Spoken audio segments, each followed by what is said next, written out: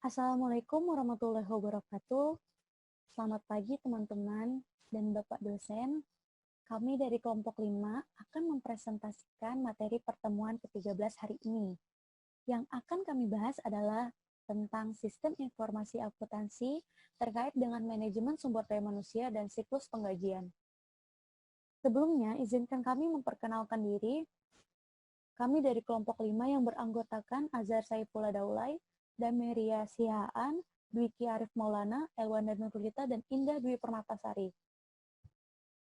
Yang pertama akan kami bahas adalah definisi dari manajemen sumber daya manusia atau siklus penggajian. Seperti kita ketahui, sumber daya manusia sudah pasti orang-orang atau pihak-pihak yang terkait dengan kegiatan bisnis atau aktivitas dari suatu perusahaan. Maka kita mendefinisikan manajemen sumber daya manusia atau siklus penggajian adalah seperangkat aktivitas atau kegiatan bisnis yang berulang-ulang dan operasi pemrosesan data terkait dengan pengelolaan tenaga kerja karyawan secara efektif. Ada beberapa tugas yang termasuk paling penting dari manajemen sumber daya manusia. Yang pertama adalah merekrut karyawan baru. Hal ini penting karena perusahaan akan merekrut karyawan baru sesuai dengan kebutuhannya. Tidak merekrut karyawan yang tidak ada di dalam kebutuhannya. Seperti perusahaan A kekurangan karyawan di bidang keuangan. Maka perusahaan A ini akan membuka lowongan pekerjaan untuk orang-orang yang mempunyai riwayat pendidikan atau mempunyai passion di bidang keuangan. Nah, makanya rekrut karyawan baru ini penting untuk mengetahui apa saja sih kebutuhan karyawan yang ada di perusahaan atau kebutuhan pekerjaan yang ada di suatu perusahaan. Jadi perusahaan itu akan merekrut karyawan yang benar-benar sesuai agar lebih efektif aja. Dan yang kedua adalah pelatihan. Pelatihan ini sangat penting untuk pengelolaan atau pengenalan atau pengayaan terhadap karyawan-karyawan baru yang akan bekerja di perusahaan. Jadi misalnya ketika karyawan-karyawan diterima, terus mereka akan dilakukan pelatihan-pelatihan yang memperkenalkan kepada mereka seperti perkenalan perusahaan itu seperti apa, dia akan bekerja seperti apa, dan itu akan membuat karyawan tuh, oh iya, ini perusahaanku yang akan bekerja, oh ternyata seperti ini perusahaanku, dan mereka juga pasti akan kayak berpikir, oh ternyata perusahaanku sesuai dengan passionku. Dari pelatihan-pelatihan ini jadi mereka jadi tahu, jadi siap untuk bekerja di perusahaan dengan lebih baik lagi. Itu. Yang ketiga adalah penugasan pekerjaan.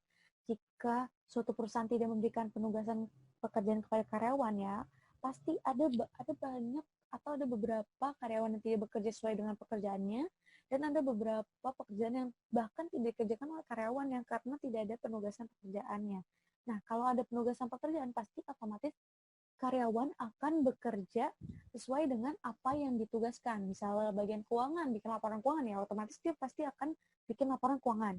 Bagian komunikasi ya harus bisa mempromosikan perusahaan kayak gimana ya, itu pasti ntar bagian dia harus bisa komunikasi di bagian komunikasi, atau bagian IT untuk bagaimana teknologi yang akan kita gunakan untuk perusahaan ini dalam membuat ini gitu. Jadi ini penugasan pekerjaan ini penting agar tidak ada pekerjaan yang tidak dikerjakan atau tidak ada pekerjaan yang hilang atau kosong karena tidak ada karyawan di dalamnya itu yang mengerjakannya. Yang keempat adalah kompensasi atau penggajian. Kompensasi atau penggajian ini sebagai feedback dari perusahaan kepada karyawan karena karyawan telah memberikan ide-idenya, tenaganya untuk bekerja di perusahaan atau memajukan perusahaan atau membangkitkan perusahaan dari kebangkrutan atau apapun lah itu. Itu kompensasi itu sangat penting supaya karyawan juga, oh iya aku kerja, aku dapat uang karena aku udah bekerja yang baik, aku dapat uang. Kalau dia jadi semangat bekerja untuk mendapatkan kompensasi atau penggajian ini. Jadi ini merupakan tugas yang penting juga. Selanjutnya ada evaluasi kinerja.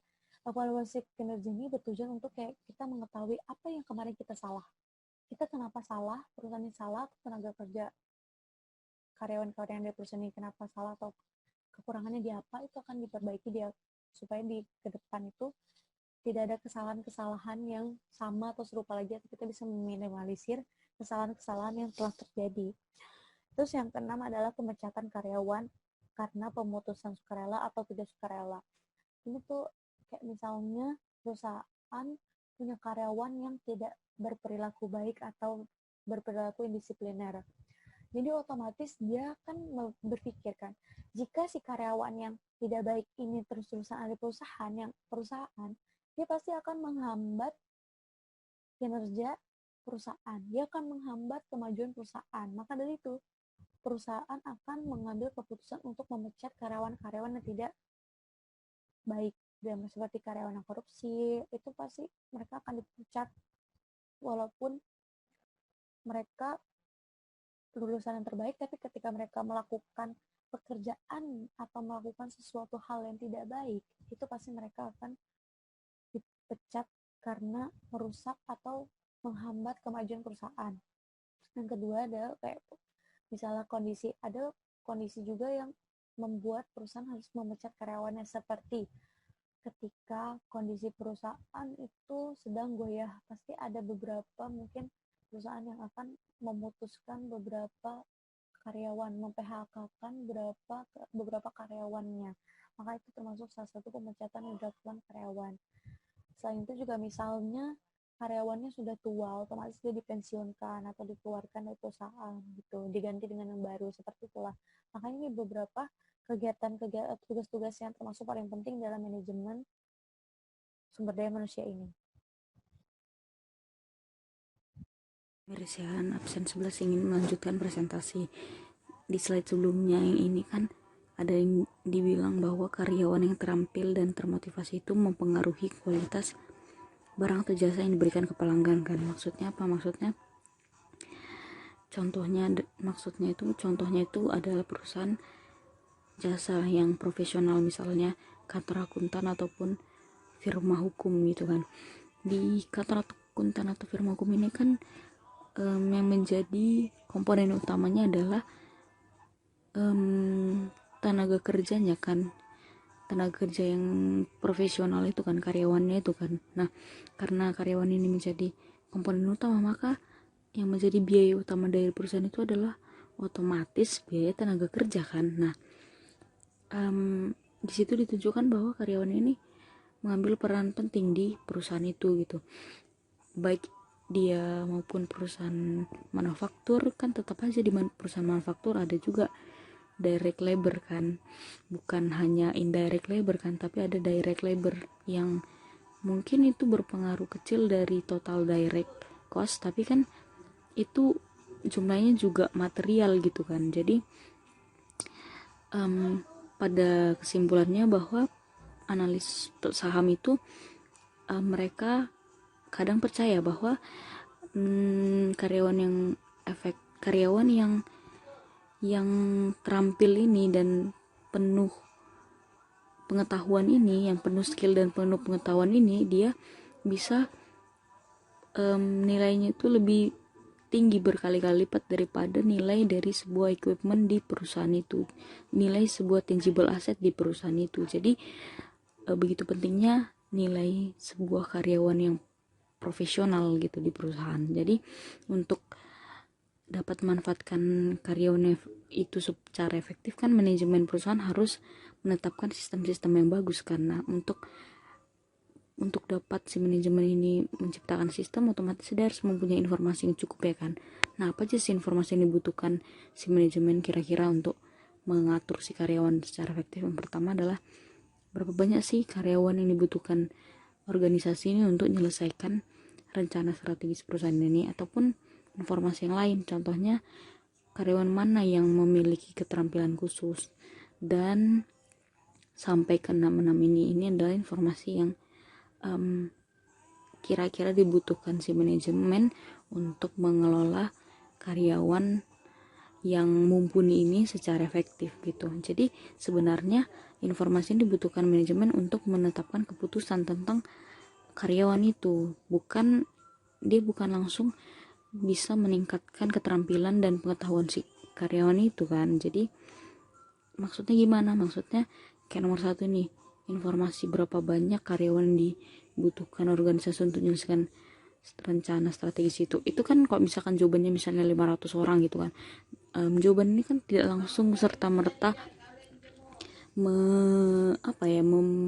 membantu meningkatkan skill si karyawan itu kan. Jadi kayak ini hanya membantu si manajemen, bukan membantu si karyawan. Nah, di sisi lain kan kita dalam menyusun sistem yang bagus kan, kita juga harus menyusun membantu karyawan itu meningkatkan skillnya kan. Nah, akhir-akhir ini, bukan akhir-akhir sih, lebih tepatnya kayak banyak perusahaan itu, banyak organisasi itu setelah menggunakan sistem manajemen pengetahuan atau yang bisa dikenal knowledge management system. Apa sih itu knowledge management system ini? Knowledge management system ini adalah sebuah software atau perangkat lunak yang tujuannya itu adalah untuk nyimpan dan ngatur keahlian yang udah dimiliki si masing-masing tiap-tiap karyawan itu, sehingga nanti pengetahuan ataupun keahlian yang dimiliki si karyawan tadi itu bisa dibagiin atau digunakan oleh karyawan yang lain ataupun pihak-pihak lain atau stakeholder yang lain yang berpengaruh dalam sistem itu gitu. Jadi contohnya gimana? Contohnya misalnya ada klien A datang ke perusahaan atau firma hukum, terus ada juga klien B datang ke firma hukum. Misalnya mereka dua, klien A dan klien B ini membawa masalah yang sama, otomatis firma hukum ini akan memberikan solusi yang sama kan, karena masalahnya sama gitu. Jadi misalnya si klien A datang tanggal berapa, si klien B datang hari setelah si tanggal A, si klien A, otomatis si firma hukum ini akan memberikan solusi yang sama dengan klien A itu kan kepada si klien B. Maka dengan kata lain, tanda kutip, solusi template gitu kan yang digunakan perusahaan untuk menyelesaikan masalah kedua klien itu. Nah, gimana kalau misalkan karyawan firma hukum ini yang untuk menyelesaikan masalah si klien A itu misalnya langsung di PHK gitu, mungkin ada satu masalah atau segala macam, misalnya langsung mundurkan diri gitu kan. Gimana solusi yang udah dimiliki si A kalau misalkan nanti si klien B datang gitu kan. Nah, itulah yang menjadi manfaat dari knowledge management system ini, supaya bisa menghimpun ataupun menyimpan dan mengatur keahlian yang dimiliki salah tiap-tiap karyawan gitu. Jadi tidak akan hilang, walaupun karyawannya hilang, value dari karyawan yang mumpuni itu masih ada di perusahaan gitu. Jadi itu sistematiskan di sistem perusahaan gitu. Nah, di situ pun dalam situasi itu pun porsi ERP sistem ini bisa mendukung sistem itu semua. Jadi secara gambaran umumnya ERP sistem ini dapat mendorong gitu, dengan sistemnya itu dia bisa mendorong sistem penggajian dan sistem sumber daya manusia di perusahaan itu berjalan secara efektif gitu dengan sistem teknologinya gitu. Terima kasih. Oke, di sini saya akan melanjutkan penjelasan terkait dengan aktivitas siklus penggajian. Nah, ini merupakan diagram konteks dari sistem penggajian. Jadi, sistem penggajian sendiri itu dia berhubungan dengan beberapa pihak ya untuk menjalankan tugasnya. Nah, ini bisa dilihat sendiri ya. Terus, aktivitas siklus penggajian sendiri itu ada 6 ya. Kita bahas satu persatu. Yang pertama adalah memperbarui database master. Maksudnya memperbarui database master ini dia untuk mencerminkan berbagai jenis perubahan penggajian seperti memperkerjakan orang baru, pemberhentian, perubahan tingkat gaji, atau perubahan dalam pengurangan diskresi. Nah, jadi dalam satu periode penggajian itu pastinya banyak perubahan-perubahan yang seperti yang saya sebutkan tadi. Nah, itu nanti tentunya akan mempengaruhi pengeluaran dari gaji perusahaan tersebut ya. Nah, kemudian aktivitas yang kedua itu adalah validasi waktu data kehadiran. Nah, ini tuh sebenarnya tergantung dengan perusahaannya ya. Jadi, informasi terkait waktu dan data kehadiran masing-masing pegawai itu, setiap perusahaan menggunakan mekanisme yang berbeda. Ada yang menggunakan time cards, ada yang menggunakan time sheet. Nah, pada umumnya time cards ini digunakan oleh perusahaan yang dia itu mengukur gaji pegawainya itu berdasarkan jam kerjanya gitu. Jadi time cards ini tuh dokumen yang mencatat kedatangan dan keberangkatan tiap pekerja pada tiap shiftnya gitu. Kalau time sheet umumnya digunakan oleh perusahaan yang bekerja di bidang organisasi profesi. Jadi ini kan layar entry data yang digunakan para pekerja profesional untuk mencatat banyak waktu yang dikeluarkan untuk menyelesaikan tugas kliennya. Jadi misalnya perusahaan yang memperkerjakan ini ya kayak profesi pengacara gitu. Dan nanti pengacara itu timesheet itu mencatat misalnya pengacara A ini dia butuh berapa jam sih untuk menyelesaikan masalah si klien B gitu. Nah, selanjutnya yang aktivitas yang ketiga yaitu mempersiapkan penggajian. Jadi di aktivitas pertama dan kedua itu kan kita memperoleh informasi ya, memperoleh informasi dan data.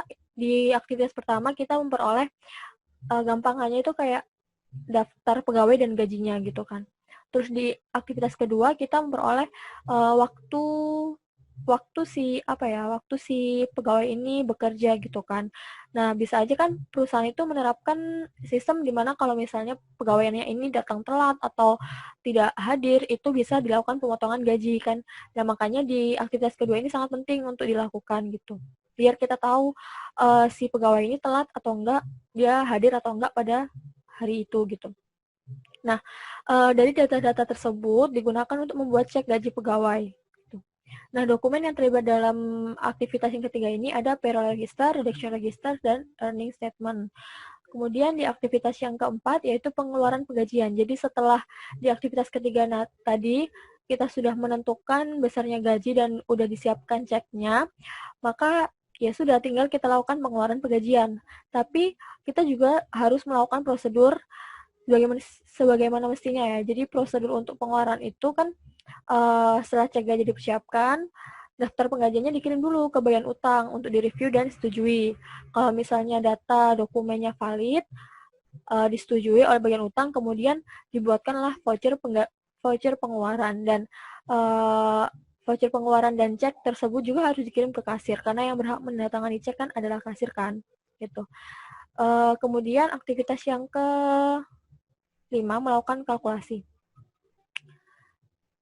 Jadi kan di aktivitas yang ketiga tadi kita kan memperhitungkan gajinya kan. Nah, itu sebenarnya di situ ada variabel-variabel atau dana yang mengurangi gaji si pegawai, misalnya seperti PPh, jaminan sosial, asuransi, manfaat pensiun, dan lain-lain gitu kan.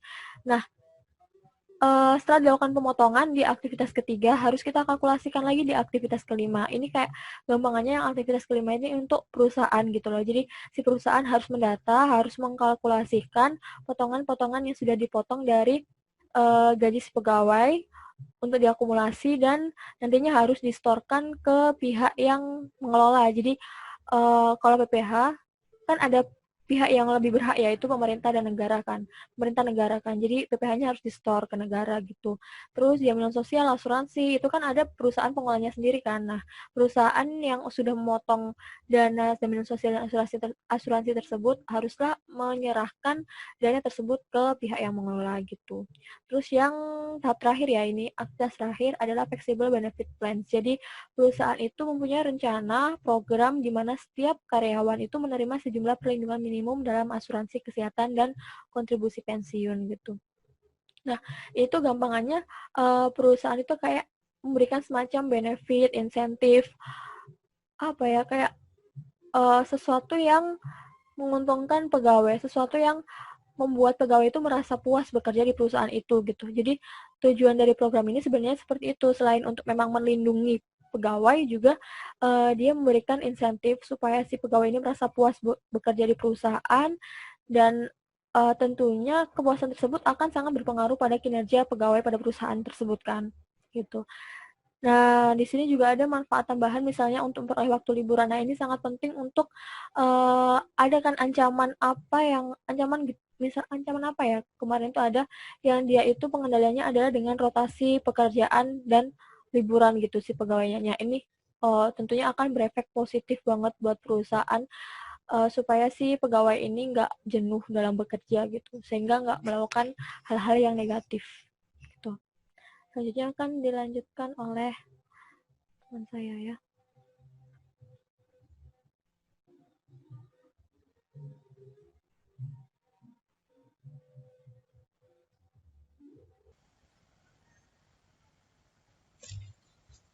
Baiklah, tadi Indah telah menjelaskan terkait aktivitas yang ada di manajemen SDM dan penggajian. Di sini saya akan mencoba menjelaskan tentang ancaman yang mungkin terjadi serta pengendalian yang dapat dilakukan. Ancaman yang pertama itu terkait isu umum. Yang pertama adalah data induk yang tidak akurat atau tidak valid. Pengendalian yang dapat dilakukan yaitu pengendalian integritas pemrosesan data. Ini udah sempat dibahas di pertemuan sebelum UTS chapter 10. Contohnya seperti membuat banyak variasi atas integritas pemrosesan data. Kemudian pembatasan akses terhadap data induk. Kemudian tinjauan atas seluruh perubahan terhadap data induk.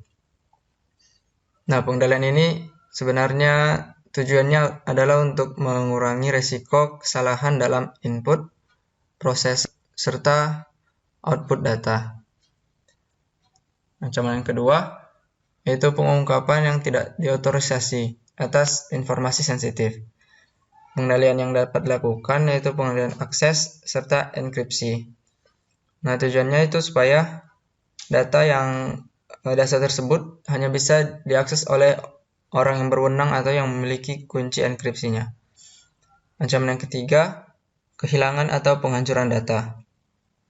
Pengendalian yang dapat dilakukan yaitu backup dan prosedur pemulihan bencana. Yang keempat, kinerja yang buruk. Pengendaliannya laporan manajerial. Kemudian yang kedua, ada ancaman dalam memperbaharui master data penggajian. Ancaman yang pertama, perubahan tidak sah pada master data penggajian. Nah, pengendaliannya itu pemisahan tugas serta pengendalian akses.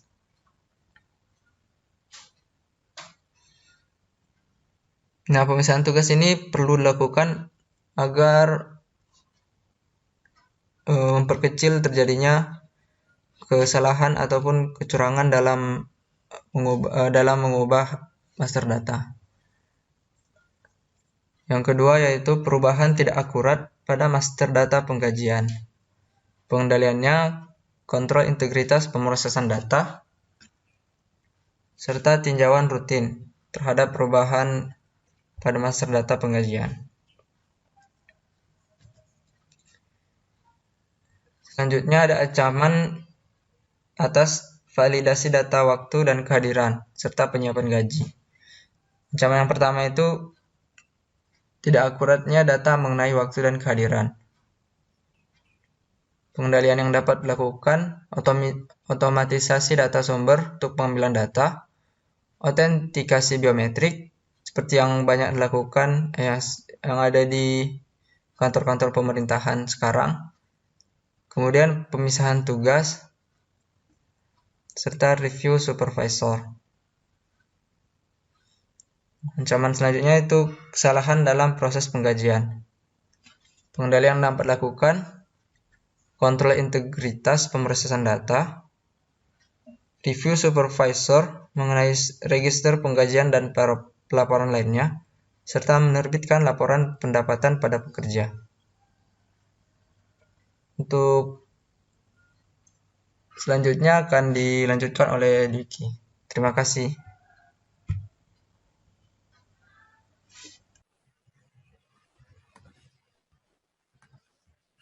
Ya, berikutnya adalah ancaman dan pengendalian pembayaran gaji. Ancamannya adalah pencurian dan penipuan korupsi atas cek gaji. Dapat dikendalikan melalui pembatasan akses ke belangko penggajian dan mesin tanda tangan cek gaji, penomoran dan melakukan akuntansi secara berkala untuk cek gaji, dokumentasi semua cek penggajian, penggunaan rekening terpisah untuk penggajian, dan diakui sebagai dana yang dibatasi penggunaannya. Pemisahan tugas atas penggajian, pembatasan akses ke master data penggajian, verifikasi setiap identitas karyawan yang mendapatkan cek gaji, serta pengembalian gaji yang tidak diklaim dan menyelidiki penyebabnya. Berikutnya adalah ancaman dan pengendalian dalam pembayaran pajak dan pengeluaran lainnya. Yang pertama, ancamannya adalah kegagalan dalam pembuatan pembayaran yang dibutuhkan.